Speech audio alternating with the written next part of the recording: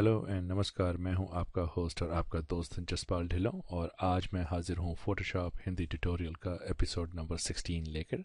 दोस्तों, first of all tutorial बनाने से पहले मैं आप सबका बहुत बहुत शुक्रगुजार हूं कि आप मुझे इस तादाद में ईमेल्स भेजते हैं। कईयों में मेरी तारीफ़ लिखी होती है, मुझको बहुत खुशी होती है कि मेरी ये कोशिश आप लोगों को पसंद आ रही है। आपको मेरे ट्यूटोरियल्स आसानी से समझ आ जाते हैं। आपने कुछ ईमेल्स में मुझसे आप कुछ अपने रिक्वेस्ट भेजते हैं, मैं आपको ईमेल से उनको वापस बना के आपको भेजता भी हूँ। आप उसकी भी तारीफ़ करते हैं, बहुत बहुत शुक्रिया। आपका यही प्यार मुझे प्रोत्साहित करता है, इनक्रेज करता है कि मैं और भी ट्यूटोरियल्स बना के आपको दूँ। ये जो आज का ट्यूटोरियल है ये उन ईमेल रिक्वेस्ट पर बेस्ड है जिन्होंने मुझसे फ़ोटो फ्रेम्स के बारे में जानना चाहा है कि फ़ोटोशॉप में फ़ोटो फ्रेम का अगर इफ़ेक्ट दिखाना हो तो वो कैसे बनाया जाए। और एक मिस्टर ये हरजीत चावला हैं पूना से, ये अपनी फ़ोटोज़ को ऑनलाइन बेचना चाहते हैं, ऑनलाइन गैलरी बना के। ये इन्होंने लिखा तो नहीं, ये शायद फोटोग्राफर हैं या प्रिंटर हैं, पब्लिशर हैं, कुछ हैं। ये अपनी वेब गैलरी बना के फ़ोटोज़ को वहाँ पे बेचना चाहते हैं। तो इन्होंने मुझसे पूछा कि जैसे कि गैलरीज में जहाँ पे फ़ोटोज़ फ्रेम करके डिस्प्ले की जाती हैं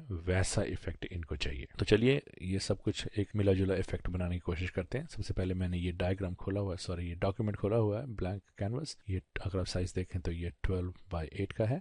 और अब हम इसके ऊपर पहले एक नई लेयर बनाएंगे, ब्रांड न्यू लेयर। ये लेयर बन गई। फिर ये आप रेक्टेंगुलर मार्केट टूल चुनिए, जितना बड़ा आपको फ्रेम चाहिए, मोस्ट लाइकली इतना बड़ा फ्रेम उतना बड़ा आप रेक्टेंगुलर मार्की से एक सिलेक्शन बना लीजिए नई लेयर के ऊपर। फिर फोरग्राउंड और बैकग्राउंड कलर में से ये मैंने एक कलर चुन के रखा हुआ है। ये ब्राउन सा कलर है, मुझे बहुत पसंद है इसके वुडन फ्रेम का इफेक्ट देने के लिए। इसको ओके कीजिए, शॉर्टकट यूज कीजिए ऑल्ट और बैकस्पेस। इसको आप ब्राउन से भर दीजिए।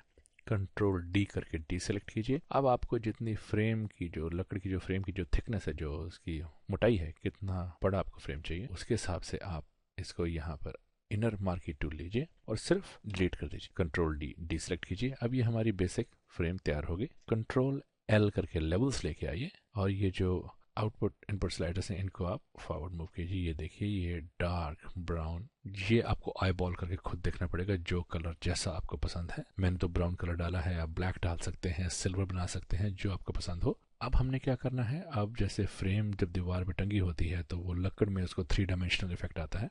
वो बनाने के लिए लासो पॉलीगोनल लासो टूल चुनिए।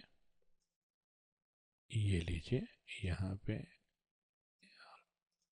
अब मैंने तो ये ध्यान रखिएगा, मैंने ये बिल्कुल डायगनली बनाया है तो ये डायगनल होना चाहिए। बाकी ये कैसे यहाँ पर इट डजंट रियली मैटर्स। अब एक नई लेयर बनाइए और मुझे बाकी जो वाइट एरिया है मुझे ये नहीं चाहिए, मुझको सिर्फ ये जो ब्लैक फ्रेम चाहिए, जो डार्क फ्रेम का है वही चाहिए। इसके लिए मैं शॉर्टकट यूज़ करूँगा जी, कंट्रोल ऑल्ट शिफ्ट, और ये जो फर्स्ट लेयर का आइकॉन है इस पर क्लिक कीजिए। ये शॉर्टकट है इंटरसेक्ट करने का, तो ये इंटरसेक्ट होगी। ग्रेडियंट लीजिए, normal black to white gradient, shift की दबा के ताकि सीधी लाइन खींचे इसको यहाँ से ऐसे। और अब कंट्रोल डी डी सेलेक्ट कर दीजिए। ओपेसिटी घटा के ले आइए इसकी करीबन यहाँ पे 29-30%। तो ये यहाँ पे आप देखिए डायमेंशनल डेप्थ आ गई। इस फ्रेम को अब हम इस लेयर को नाम भी दे देते हैं। डबल क्लिक कीजिए, यहाँ पे टॉप लेफ्ट लिख देते हैं इसको। इसकी ज़रूरत नहीं है, वैसे हमें नाम लिखने की ज़रूरत नहीं है, बाद में हम इसको मर्ज कर देंगे, लेकिन फिर भी फॉर डेमोन्स्ट्रेशन पर्पसेस जैसे मैं हमेशा कहता हूँ कि लेयर्स को नाम दीजिए और डुप्लीकेट बना के चलिए, तो उसी सिलसिले में मैं ये कह रहा हूँ। फिर पॉलीगोनल लासर टूल चुनिए, यहाँ से फिर वही शॉर्टकट कंट्रोल ऑल्ट शिफ्ट, और ये जो मास्टर लेयर है इसके ऊपर क्लिक कीजिए। इंटरसेक्ट हो गया। नई लेयर बनाइए, ग्रेडियंट टूल लीजिए, यहाँ से शुरू कीजिए, शिफ्ट दबाइए ताकि वो सीधी लाइन आए और यहाँ पे छोड़ दीजिए। कंट्रोल डी करके डी सेलेक्ट। ओपेसिटी फिर इसकी घटा के आई बॉल करके जहाँ आपको पसंद आती है वहाँ। अब फिर से हम पॉलीगोनल लासो टूल लेते हैं, यहाँ से ऐसे डायगोनल, फिर से वही शॉर्टकट कंट्रोल ऑल्ट शिफ्ट और मास्टर लेयर के ऊपर क्लिक। नई लेयर बनाइए, ग्रेडियंट टूल लीजिए, शिफ्ट दबाइए और ये बन गया। कंट्रोल डी करके डी सेलेक्ट कीजिए, ओपेसिटी कम कर दीजिए। आखिरी बार लासो टूल लीजिए, यहाँ सेलेक्ट हो गया।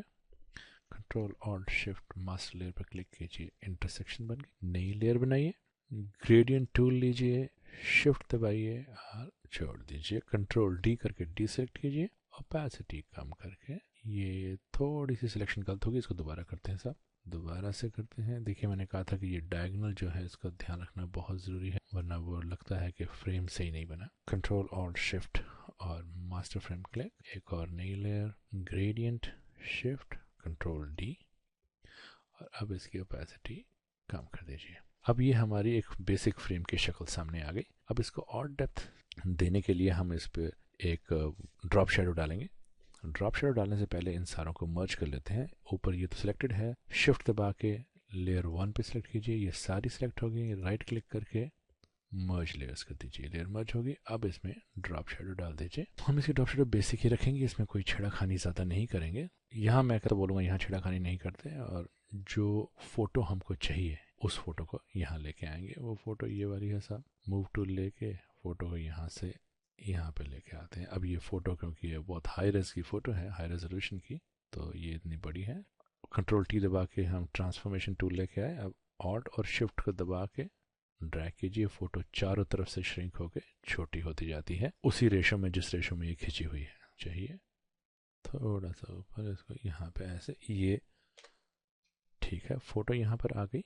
फिर से रेक्टेंगुलर मार्केट टूल लीजिए। अब जैसे आपने देखा होगा कि जब फोटो फ्रेम करते हैं तो उसके ऊपर मैट लगा होता है, तो मैट का इफेक्ट लाने के लिए हम यहाँ पर एक मार्केट टूल से फोटो के जितना बड़ा मैट आपको अच्छा लगे उतना यहाँ पे सिलेक्शन बना लीजिए। फोटो की लेयर है, इसके नीचे बनाना है, तो उसको बनाने के लिए क्या करेंगे, जैसे ये फोटो की लेयर सिलेक्टेड है हमारी, कंट्रोल और नई लेयर। अब देखिए कंट्रोल दबा के नई लेयर खोलेंगे तो नीचे खुलती है। अब आपको जितना मास्क मैटिंग चाहिए, अब इसको आप वाइट से भर दीजिए, ऑल्ट बैक स्पेस। अब कुछ दिखाई नहीं देगा आपको क्योंकि बैकग्राउंड वाइट है, तो वाइट से भरा है तो कुछ दिखाई नहीं। वाइट से भरने का सिर्फ एक ही कारण है जी कि मुझको अब इसमें लेयर स्टाइल्स डालने हैं, तो उसके लिए फिर मुझको कोई कलर तो इसके अंदर भरना पड़ेगा, तो फिर मैंने इसमें वाइट ही भरा है। अब मैं इसके ऊपर एक इफेक्ट डालूंगा जिसको कि हम बोलते हैं जी इनर ग्लो। अब आपको अभी कुछ दिखाई नहीं दे रहा होगा क्योंकि येलो है, तो येलो नहीं, मुझको चाहिए ग्रे कलर में। मोड ब्लेंड मोड स्क्रीन से बदल के आप इसको कर दीजिए जी मल्टीप्लाई। अब अगर आप देखें तो ये देखिए वो मैट का इफेक्ट आ रहा है।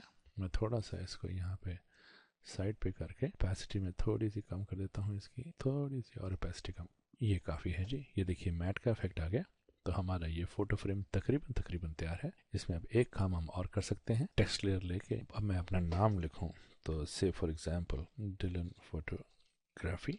अब ये वाइट से है, वाइट फोरग्राउंड वाइट नहीं चाहिए हमको, इसका कलर ब्लैक ग्रे सा कलर चाहिए।